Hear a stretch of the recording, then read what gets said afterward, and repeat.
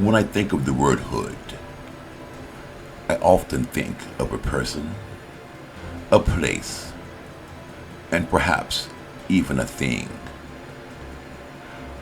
I'm Sir Creepsta, and welcome to Muhlenberg County Ghost Stories from the Hood. Tonight's tale of terror is entitled The Tall Man. For decades, and perhaps even centuries, people across the globe have reported sightings of what has become known as Slender Man or the Tall Man. Although stories of the strange and unknown have been fabricated from time and time again for various reasons, there are those stories that remain to this day to have a certain amount of truth to them. The stories of Slender Man or the Tall Man happens to be one of them. There have been books written about the subject, as well as several movies made about him. So the element of truth concerning him remains to be very high with many. Whether he's alien, or perhaps even a time traveler, is unknown. The fact is that people all over the world have indeed seen something that they can't explain. Tonight's tale of terror once again involves myself and several of my friends. So sit back, relax, grab some snacks, and be entertained to yet another Muhlenberg County ghost story from the hood. The year of this particular story that I'm about to bring to you was around 1976 or 77. At the time, I was a teenager, along with several of my peers, growing up in Central City. We were all very much so outdoorsmen, and we spent the majority of our summer vacation playing basketball, baseball, and various other outdoor games throughout the day. On the day that I'm about to share my experience with, I recall it as being a very hot and humid day outside. So we all had gathered together down at our friend Stanley's house to cool off under one of the large shade trees located in his backyard. We had probably been there for about an hour or so when we all heard the sirens from the local fire department's trucks. And from the sounds of them, they were heading our way. At first, we didn't pay them any mind, because the sounds were sounds that we had heard often. But as the sirens got closer and closer to us, we all started to begin to wonder where in fact the fire trucks were headed, seeing that we hadn't noticed anything out of the ordinary in the hood that required the services of the fire department. Not long after hearing the sirens, we noticed smoke coming from the area of one of my friend's houses that was located not far from the shade tree in which we were under. So out of curiosity, we all stood up and looked into that direction to see if we could find the source of where the smoke was coming from. But we couldn't. By now, several people had gathered in the neighborhood and had come outside to see what all the commotion was about.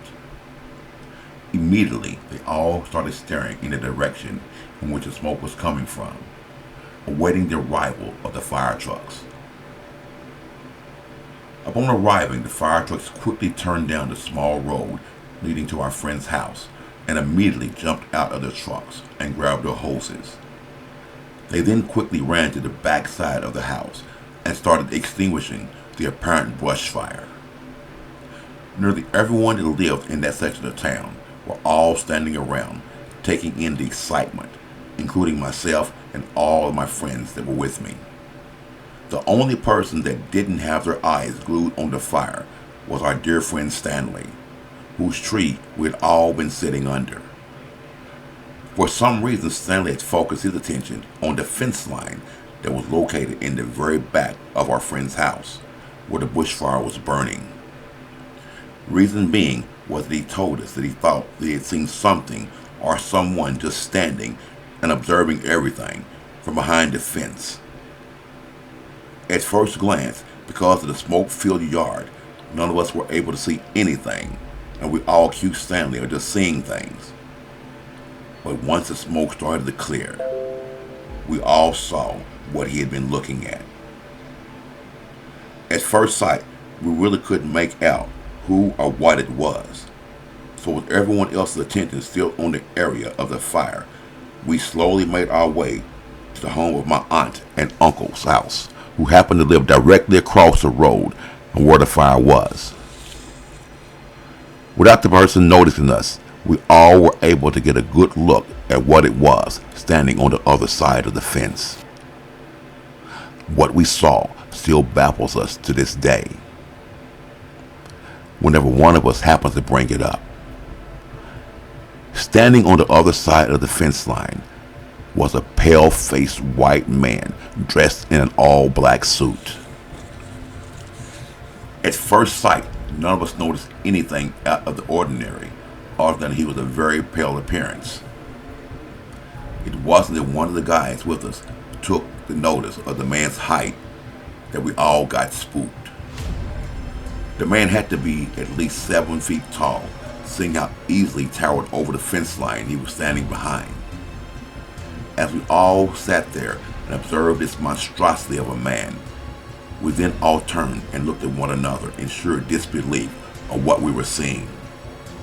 Fortunately, never once did the tall, pale-faced man look in our direction.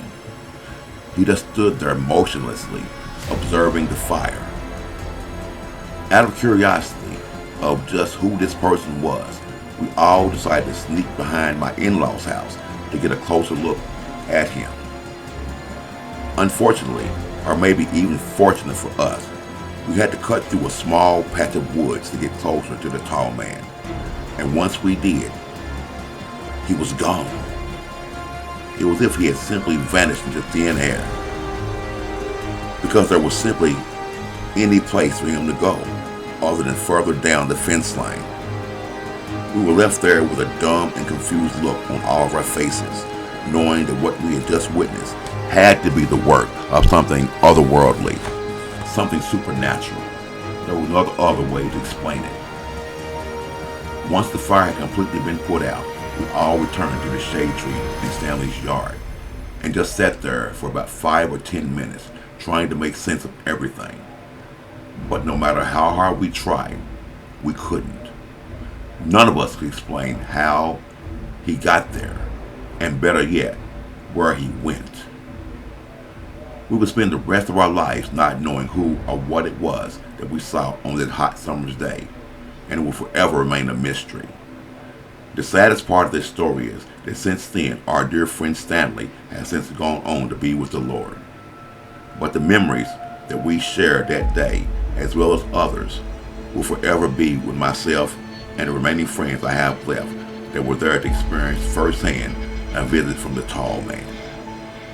So if you're ever in Central City and just happen to be down by my Uncle Bo's house, avoid the fence line at all costs, because you never know what might be lurking behind it, especially if it's a tall, pale-faced man in a black suit.